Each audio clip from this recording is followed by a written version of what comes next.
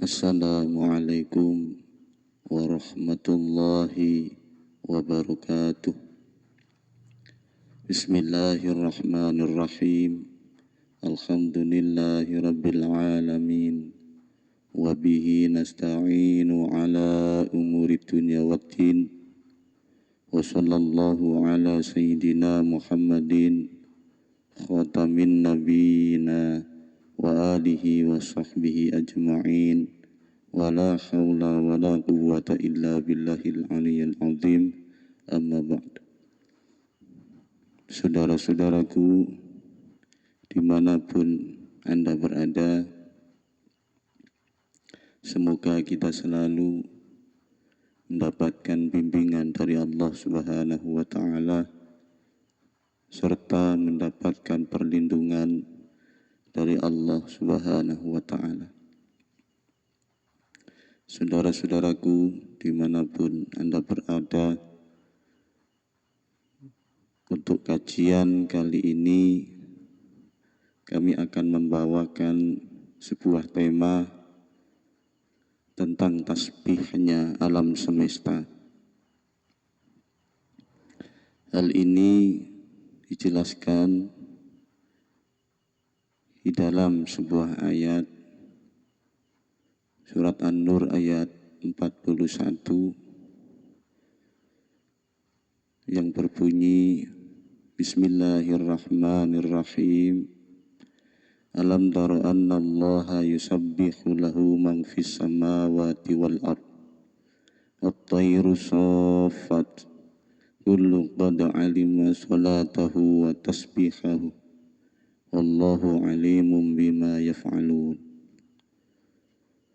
Tidakkah kamu tahu bahwasanya Allah kepadanya bertasbih apa yang ada di langit dan di bumi, dan juga burung dengan mengembangkan sayapnya masing-masing telah mengetahui cara sholat dan tasbihnya, dan Allah Maha mengetahui apa yang mereka kerjakan.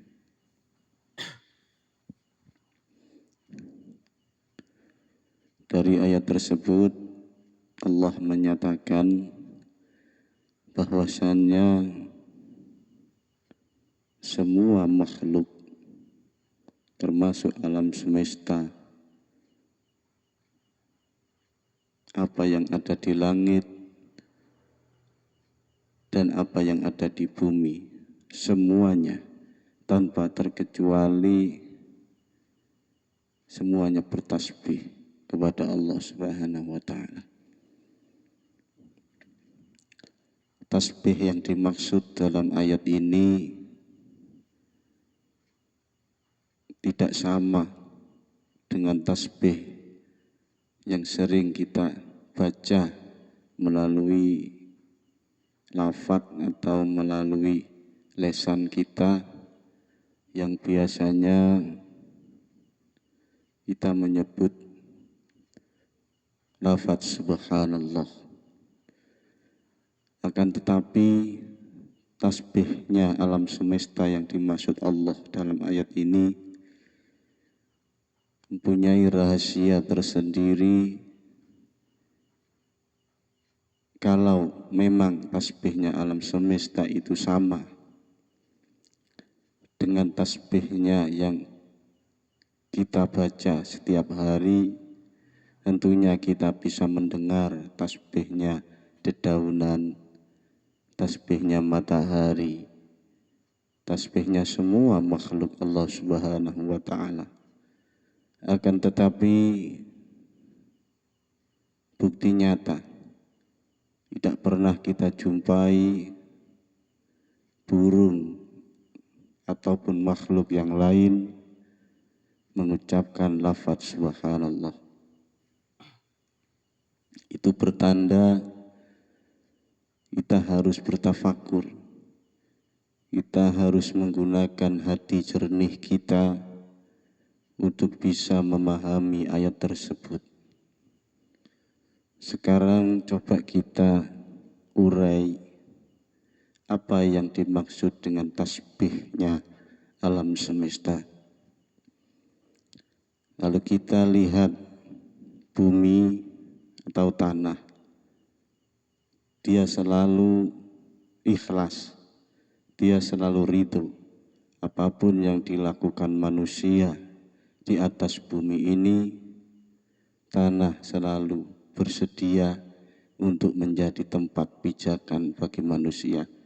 Ini menunjukkan bahwasanya bumi menunjukkan kepatuhan yang sangat luar biasa kepada Allah,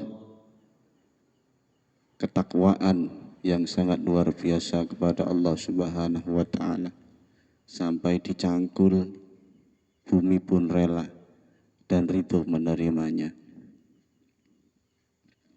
Contoh yang lain seperti air. Ketika kita masak sampai mendidih dan kita ingin membuat kopi, membuat teh, membuat minuman yang lain, air itu tetap tunduk kepada takdir yang Allah kehendaki. Apabila air itu dimasukkan ke dalam gelas, maka air itu pun bersedia untuk berbentuk seperti gelas. Apabila air itu dimasukkan botol, air itu pun bersedia untuk mewujudkan dirinya seperti botol. Ini menunjukkan kepatuhan dan ketakwaan seluruh alam semesta selain jin dan manusia, bahwasannya dapat diambil kesimpulan langit, bumi, matahari selalu terbit dari timur dan tenggelam ke barat. Tidak pernah matahari terbit dari utara kemudian tenggelam di arah selatan. Ini menunjukkan bahwasanya matahari memiliki ketakwaan dan kepatuhan kepada Allah Subhanahu wa Ta'ala, sehingga dari uraian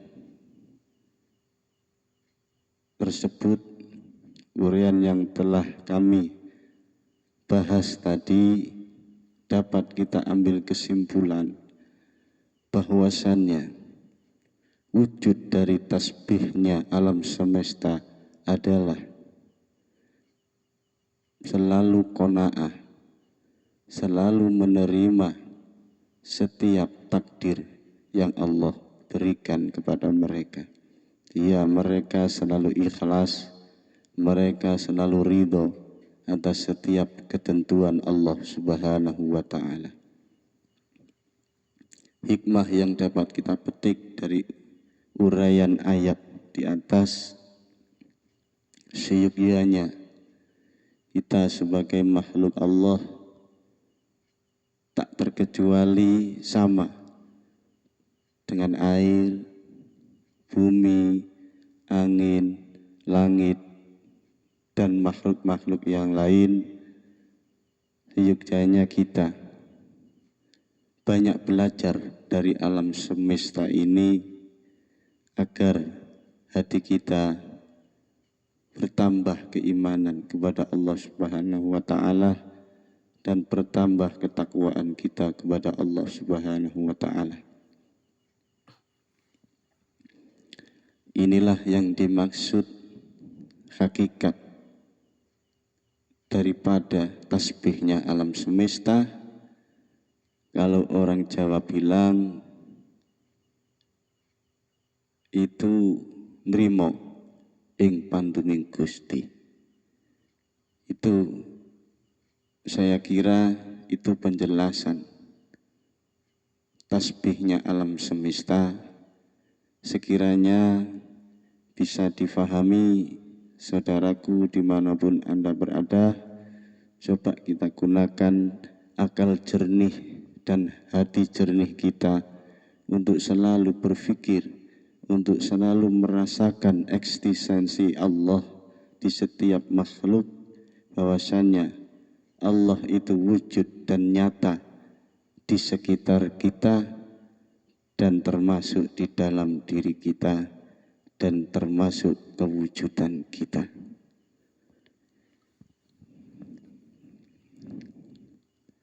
Saudara-saudaraku, dimanapun Anda berada, wujud qanaah dan ikhlas ridhonya alam semesta kepada takdir Allah, ini juga bisa diartikan wujud ketakwaan alam semesta kepada Allah Subhanahu wa ta'ala. Karena sesuai bukti yang terjadi di lapangan, banyak orang-orang yang pandai akan hukum dan syariat, akan tetapi hatinya tidak lurus kepada Allah Subhanahu wa ta'ala. Hatinya tidak pernah ikhlas dan ridho atas ketentuan yang Allah berikan. Maka orang-orang yang seperti itu belum dikategorikan orang-orang yang bertakwa kepada Allah Subhanahu wa ta'ala. Justru sebaliknya, ada orang yang keilmuannya hanya sebatas satu ayat dari Al-Quran, akan tetapi dia bersungguh-sungguh hatinya untuk berjalan kepada Allah. Allah telah menyatakan di dalam surat Al-Baqarah yang artinya, barang siapa yang bersungguh-sungguh berjalan kepadaku, maka akan aku tunjukkan jalan menujuku. Inilah satu ayat di surat Al-Baqarah disebutkan oleh Allah Subhanahu wa ta'ala, bahwasannya untuk mengenal Allah, untuk makrifat kepada Allah, tidak cukup ilmu atau kepandaian yang kita punyai tanpa hati yang bersih dan lurus berjalan kepada Allah Subhanahu wa ta'ala. Sekiranya bisa difahami saudaraku dimanapun berada, untuk kajian malam ini mudah-mudahan bisa bermanfaat dan bisa difahami. Sekiranya itu saja yang dapat saya sampaikan untuk kajian kali ini. Kurang lebihnya saya mohon maaf. Saya akhiri. Wabillahi taufiq wal hidayah. Assalamualaikum warahmatullahi wabarakatuh.